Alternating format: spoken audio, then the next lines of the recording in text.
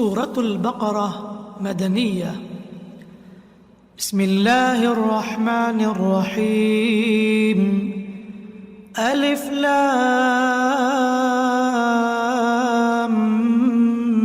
ميم. ذلك الكتاب لا ريب فيه هدى للمتقين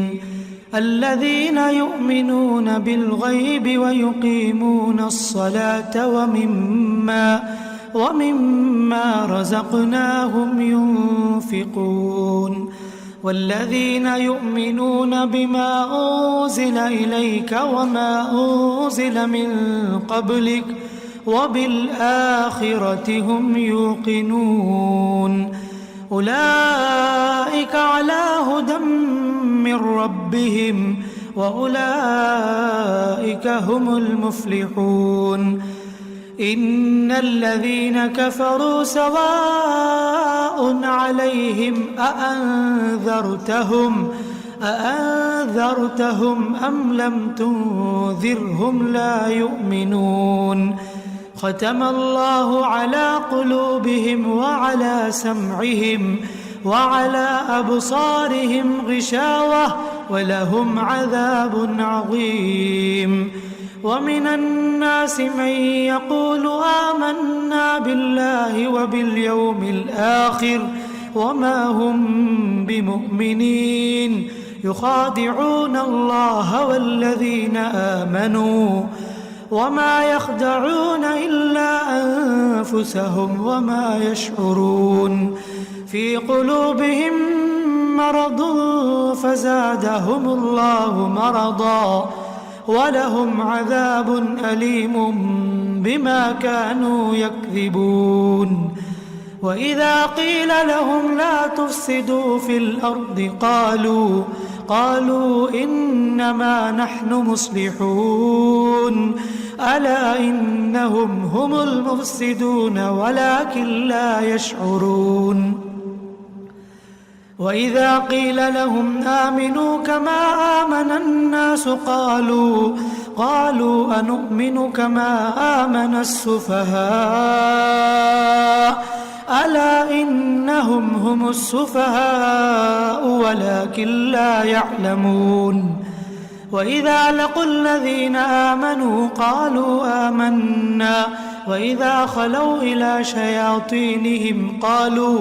قالوا إنا معكم إنما نحن مستهزئون. الله يستهزئ بهم ويمدهم في طغيانهم يعمهون. أولئك الذين اشتروا الضلالة بالهدى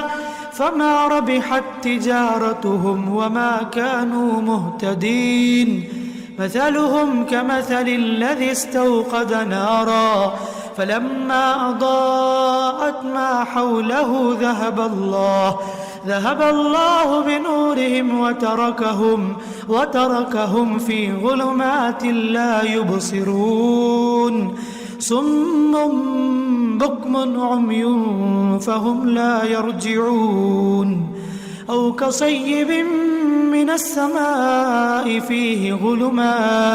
فيه ظلمات ورعد وبرق يجعلون أصابعهم في آذانهم من الصواعق حذر الموت والله محيط بالكافرين. يكاد البرق يخطف أبصارهم كلما أضاء لهم مشوا فيه وإذا أظلم عليهم قاموا ولو شاء الله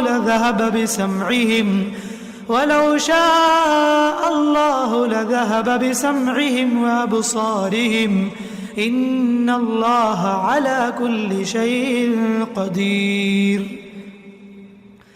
يا أيها الناس اعبدوا ربكم الذي خلقكم والذين من قبلكم لعلكم تتقون. الذي جعل لكم الأرض فراشا والسماء بناء وأنزل من السماء ماء فأخرج به من الثمرات رزقا لكم فلا تجعلوا لله أندادا وأنتم تعلمون وإن كنتم في ريب مما نزلنا على عبدنا فأتوا بسورة من مثله وادعوا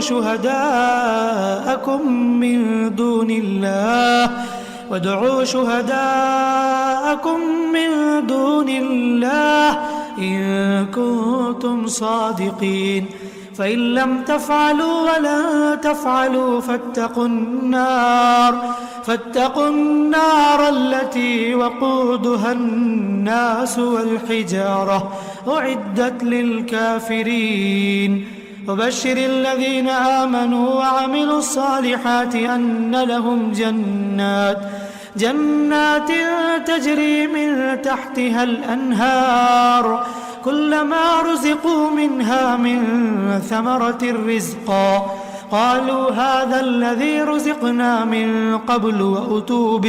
وأتوا به متشابها ولهم فيها أزواج مطهرة وهم فيها خالدون إن الله لا يستحيي أن يضرب مثلا ما بعوضة فما فوقها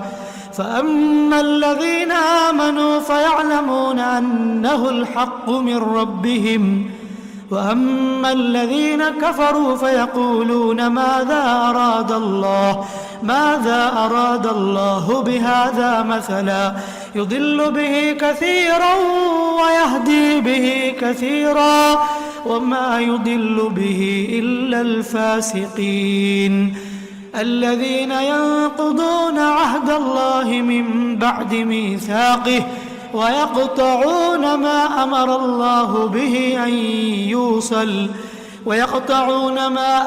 الله به أن يوصل ويفسدون في الأرض أولئك هم الخاسرون كيف تكفرون بالله وكنتم أمواتا فأحياكم ثم يميتكم ثم يحييكم ثم إليه ترجعون هو الذي خلق لكم ما في الأرض جميعا ثم استوى إلى السماء فسواهن 7 سماوات وهو بكل شيء عليم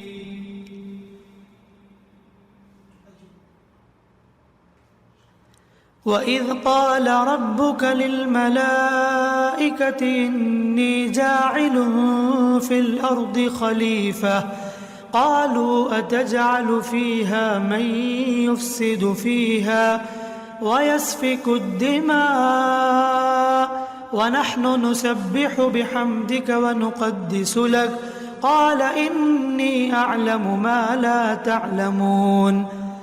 وعلم آدم الأسماء كلها ثم عرضهم على الملائكة فقال أنبئوني بأسماء هؤلاء إن كنتم صادقين قالوا سبحانك لا علم لنا إلا ما علمتنا إنك أنت العليم الحكيم قال يا آدم أنبئهم بأسمائهم فلما أنبأهم بأسمائهم قال ألم أقل لكم إني أعلم غيب السماوات والأرض وأعلم ما تبدون وما كنتم تكتمون وإذ قلنا للملائكة اسجدوا لآدم فسجدوا إلا إبليس أبى واستكبر وكان من الكافرين. وقلنا يا آدم اسكن أنت وزوجك الجنة وكلا منها رغدا حيث شئتما ولا تقربا هذه الشجرة فتكونا من الظالمين. فأزلهما الشيطان عنها فأخرجهما مما كانا فيه وقلنا اهبطوا بعضكم لبعض عدو ولكم في الأرض مستقر ومتاع إلى حين. فتلقى آدم من ربه كلمات فتاب عليه إنه هو التواب الرحيم. قلنا اهبطوا منها جميعا فإما يأتينكم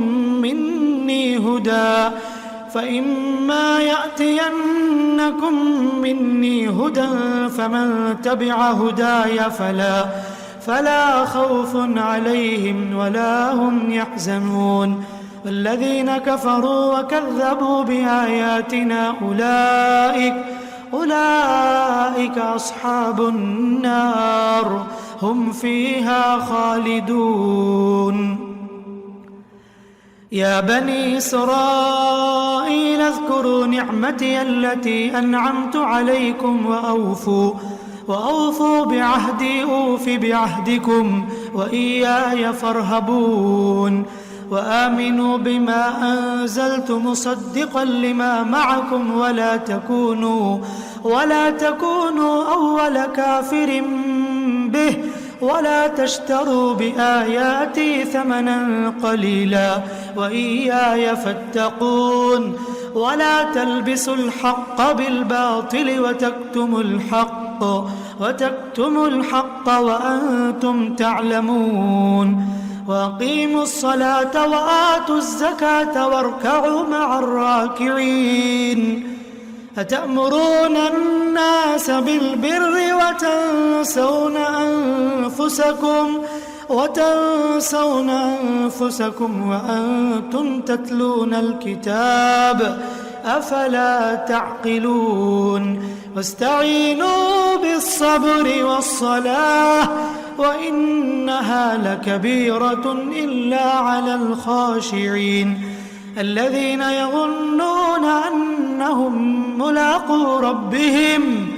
وأنهم إليه راجعون. يا بني إسرائيل اذكروا نعمتي التي أنعمت عليكم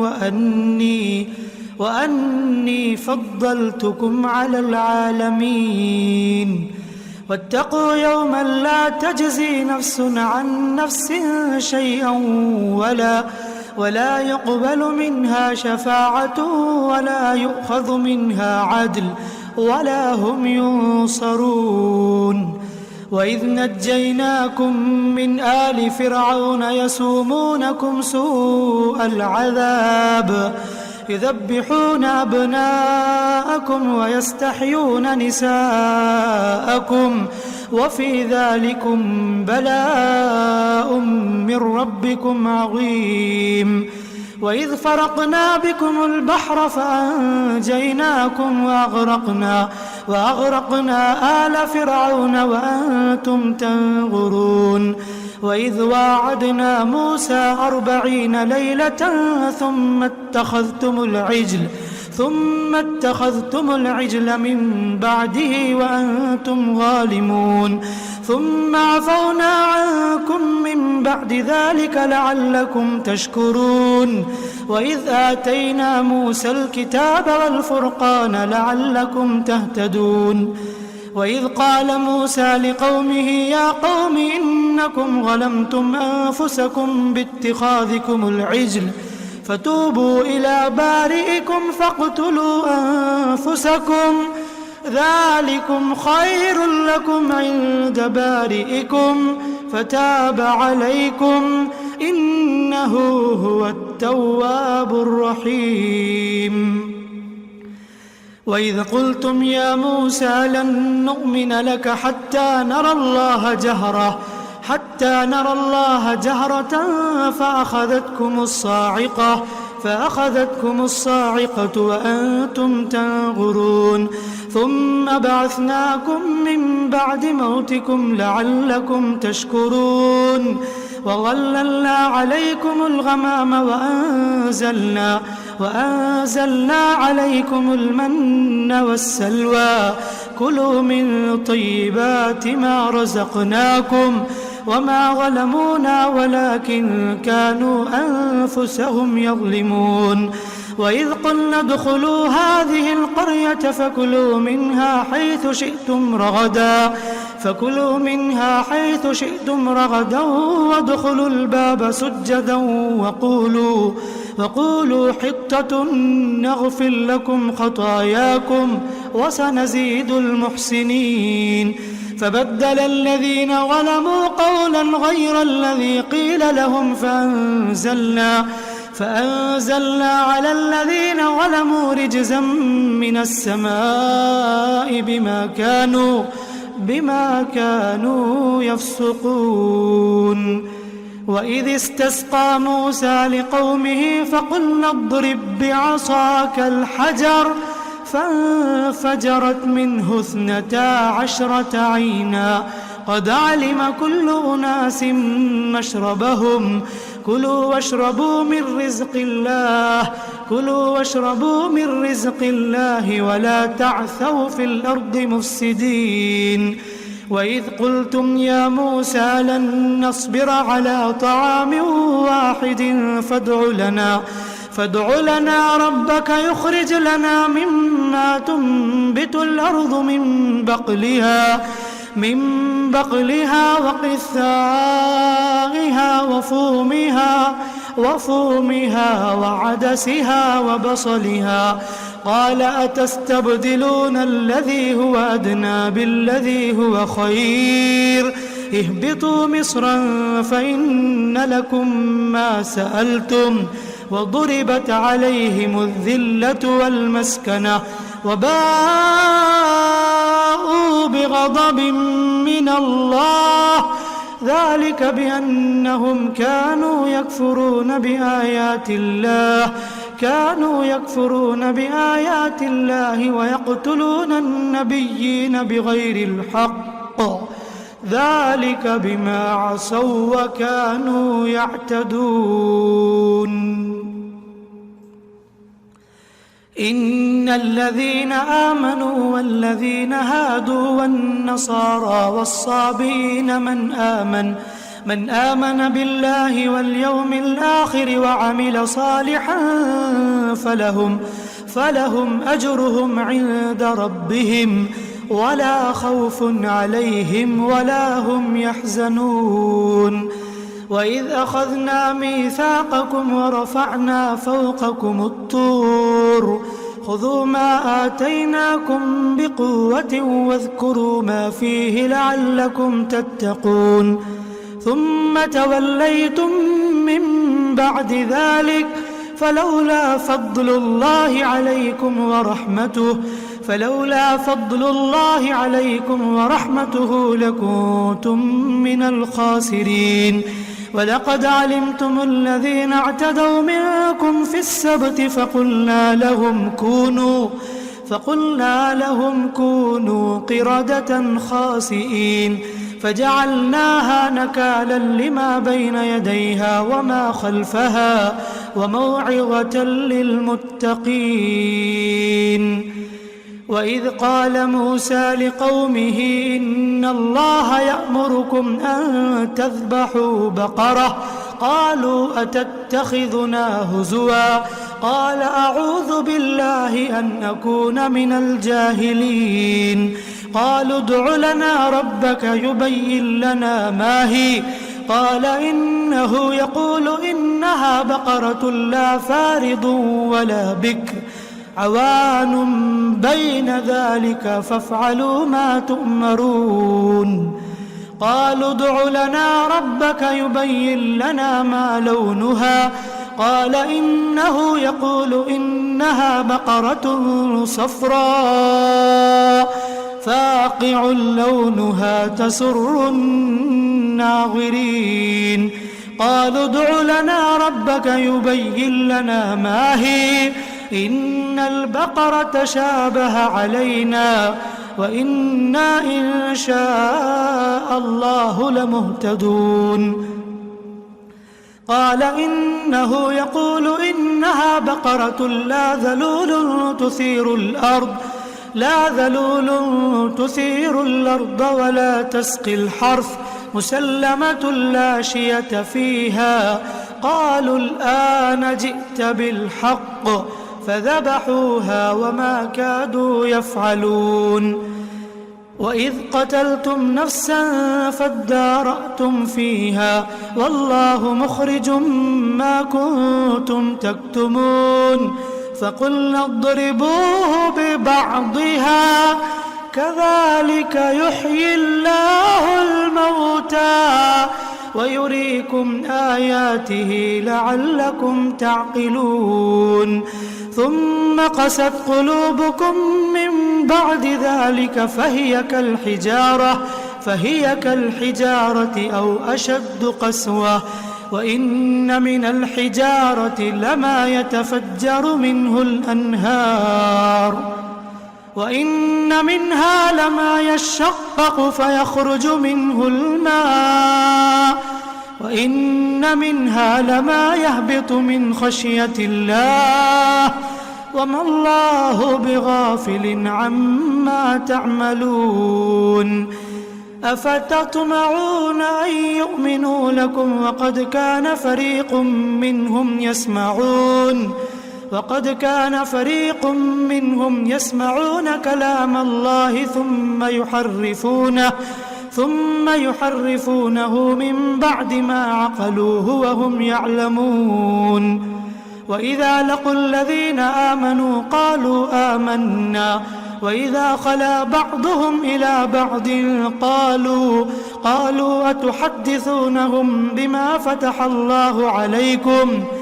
قالوا أتحدثونهم بما فتح الله عليكم ليحاجوكم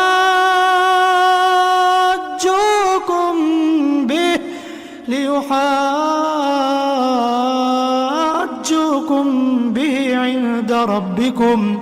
أفلا تعقلون أولا يعلمون أن الله يعلم ما يسرون وما يعلنون ومنهم أميون لا يعلمون الكتاب إلا أماني وإن هم إلا يظنون فويل للذين يكتبون الكتاب بأيديهم ثم يقولون هذا من عند الله ليشتروا به ثمنا قليلا فويل لهم مما كتبت أيديهم وويل لهم مما يكسبون وقالوا لن تمسنا النار إلا أياما معدودة قل اتخذتم عند الله عهدا فلن يخلف الله عهده أم تقولون على الله ما لا تعلمون بلى من كسب سيئة وأحاطت به خطيئته فأولئك أصحاب النار هم فيها خالدون والذين آمنوا وعملوا الصالحات أولئك أصحاب الجنة هم فيها خالدون وإذ أخذنا ميثاق بني إسرائيل لا تعبدون إلا الله وبالوالدين إحسانا وذي القربى واليتامى والمساكين وقولوا للناس حسنا وأقيموا الصلاة وآتوا الزكاة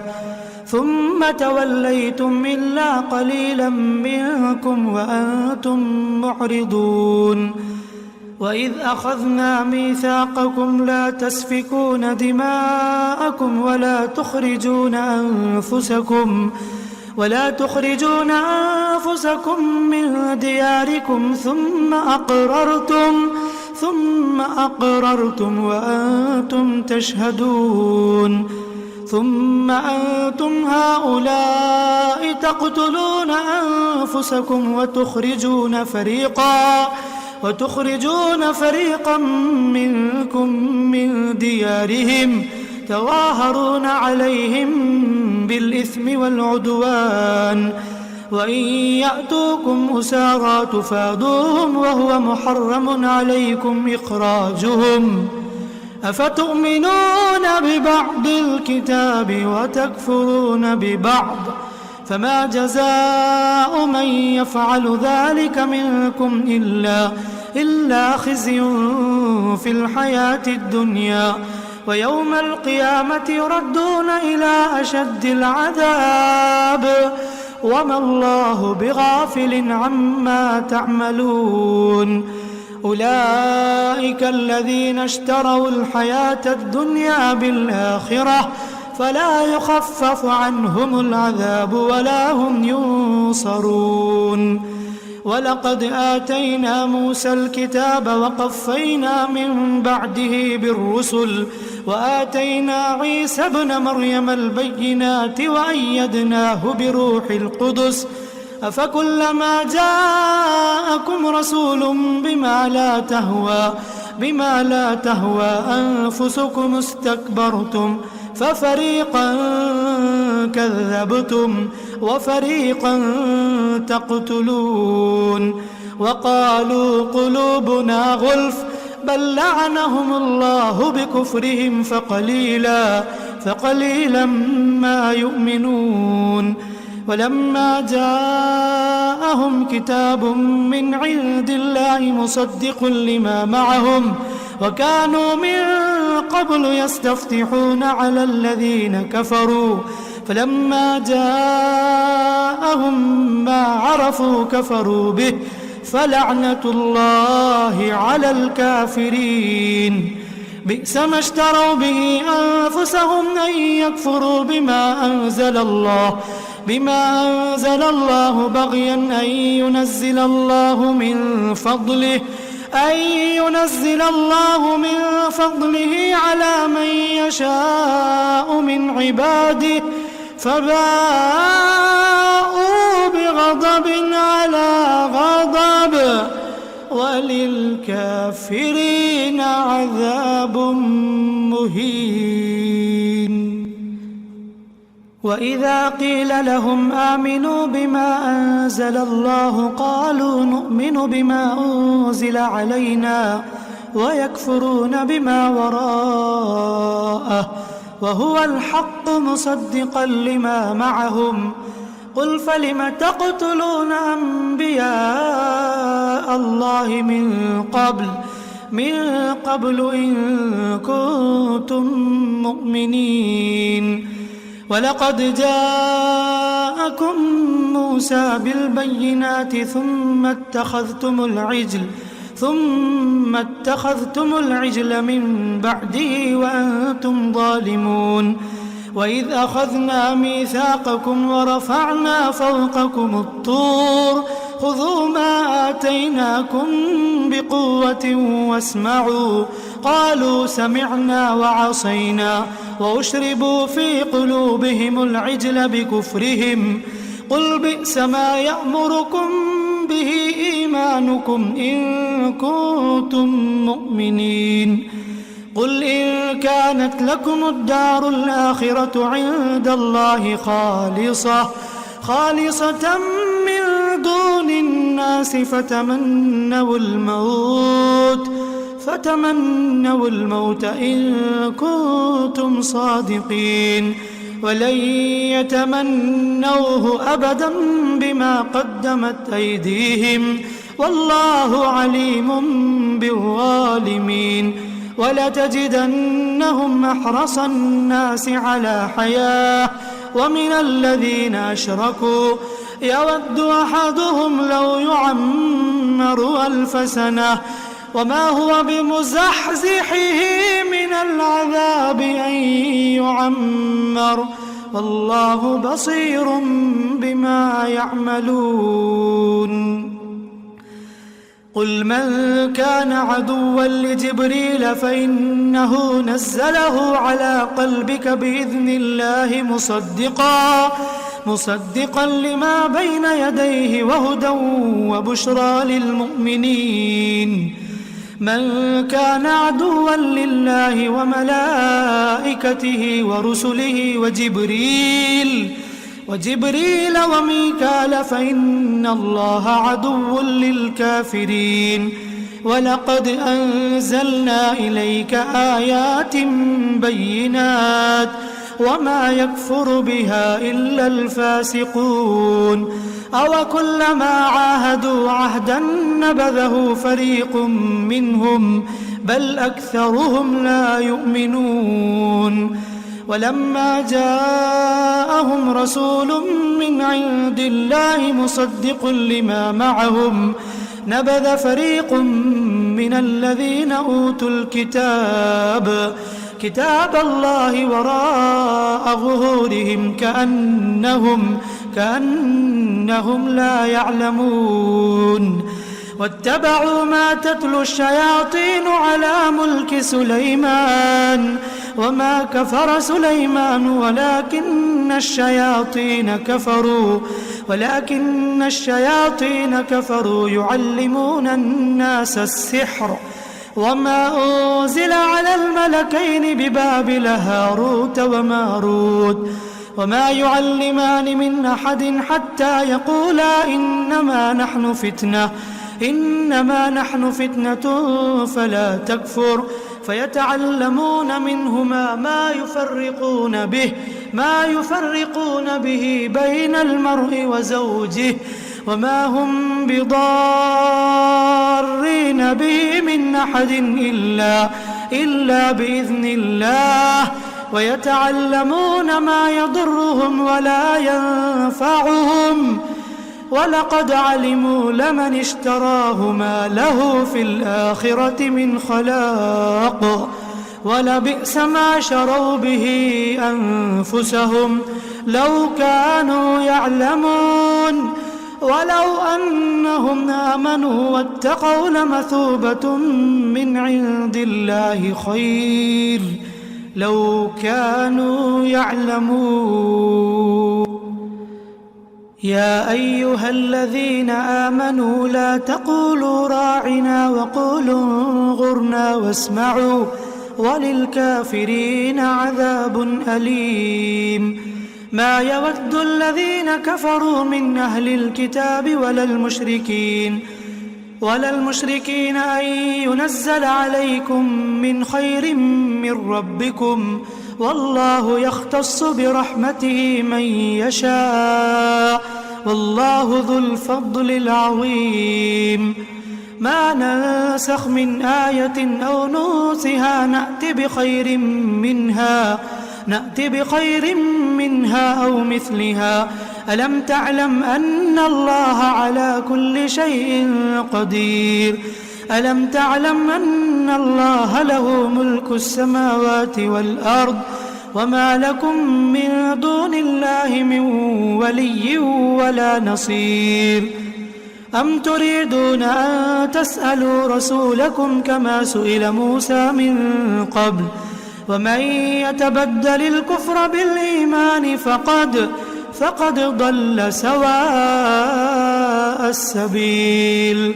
ود كثير من أهل الكتاب لو يردونكم من بعد إيمانكم كفارا حسدا من عند أنفسهم من بعد ما تبين لهم الحق فاعفوا واصفحوا حتى يأتي الله بأمره إن الله على كل شيء قدير وأقيموا الصلاة وآتوا الزكاة وما تقدموا لأنفسكم من خير تجدوه عند الله إن الله بما تعملون بصير وقالوا لن يدخل الجنة إلا من كان هودا أو نصارى تلك أمانيهم قل هاتوا برهانكم إن كنتم صادقين بلى من أسلم وجهه لله وهو محسن فله أجره عند ربه ولا خوف عليهم ولا هم يحزنون وقالت اليهود ليست النصارى على شيء وقالت النصارى ليست اليهود على شيء وهم يتلون الكتاب كذلك قال الذين لا يعلمون مثل قولهم فالله يحكم بينهم يوم القيامة فيما كانوا فيه يختلفون ومن أظلم ممن منع مساجد الله أن يذكر فيها اسمه وسعى في خرابها أولئك ما كان لهم أن يدخلوها إلا خائفين لهم في الدنيا خزي ولهم في الآخرة عذاب عظيم ولله المشرق والمغرب فأينما تولوا فثم وجه الله إن الله واسع عليم وقالوا اتخذ الله ولدا سبحانه بل له ما في السماوات والأرض كل له قانتون بديع السماوات والأرض وإذا قضى أمرا فإنما يقول له كن فيكون وقال الذين لا يعلمون لولا يكلمنا الله أو تأتينا آية كذلك قال الذين من قبلهم مثل قولهم تشابهت قلوبهم قد بينا الآيات لقوم يوقنون إنا أرسلناك بالحق بشيرا ونذيرا ولا تسأل عن أصحاب الجحيم ولن ترضى عنك اليهود ولا النصارى حتى تتبع ملتهم قل إن هدى الله هو الهدى ولئن اتبعت أهواءهم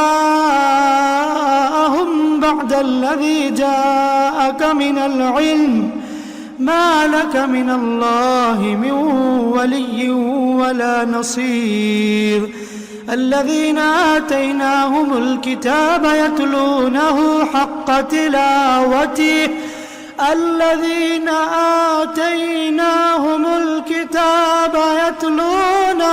حق تلاوته أولئك يؤمنون به ومن يكفر به فأولئك هم الخاسرون يا بني إسرائيل اذكروا نعمتي التي أنعمت عليكم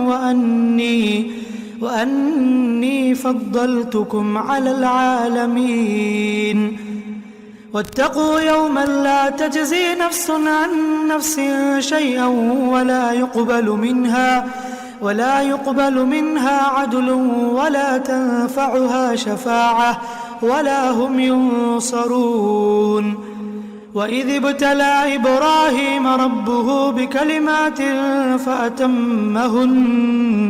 قال إني جاعلك للناس إماما قال ومن ذريتي قال لا ينال عهد الظالمين وإذ جعلنا البيت مثابة للناس وأمنا واتخذوا من مقام إبراهيم مصلى وعهدنا إلى إبراهيم وإسماعيل أن طهرا بيتي للطائفين والعاكفين والركع السجود وإذ قال إبراهيم رب اجعل هذا بلدا آمنا وارزق أهله من الثمرات من آمن منهم بالله واليوم الآخر قال ومن كفر فأمتعه قليلا ثم أضطره إلى عذاب النار وبئس المصير وإذ يرفع إبراهيم القواعد من البيت وإسماعيل ربنا تقبل منا إنك أنت السميع العليم ربنا واجعلنا مسلمين لك ومن ذريتنا أمة مسلمة لك وأرنا مناسكنا وتب علينا إنك أنت التواب الرحيم ربنا وابعث فيهم رسولا منهم يتلو عليهم آياتك ويعلمهم الكتاب والحكمة ويزكيهم إنك أنت العزيز الحكيم ومن يرغب عن ملة إبراهيم إلا من سفه نفسه ولقد اصطفيناه في الدنيا وإنه في الآخرة لمن الصالحين إذ قال له ربه أسلم قال أسلمت لرب العالمين ووصى بها إبراهيم بنيه ويعقوب يا بني إن الله اصطفى لكم الدين فلا تموتن إلا وأنتم مسلمون أم كنتم شهداء إذ حضر يعقوب الموت إذ قال لبنيه ما تعبدون من بعدي قالوا نعبد إلهك وإله آبائك إبراهيم وإسماعيل وإسحاق إلها واحدا ونحن له مسلمون تلك أمة قد خلت لها ما كسبت ولكم ما كسبتم ولا تسألون عما كانوا يعملون وقالوا كونوا هودا أو نصارى تهتدوا قل بل ملة إبراهيم حنيفا وما كان من المشركين قولوا آمنا بالله وما أنزل إلى إبراهيم وإسماعيل وإسحاق ويعقوب والأسباط وما أوتي موسى وعيسى وما أوتي النبيون من ربهم لا نفرق بين أحد منهم ونحن له مسلمون فإن آمنوا بمثل ما آمنتم به فقد اهتدوا وإن تولوا فإنما هم في شقاق فسيكفيكهم الله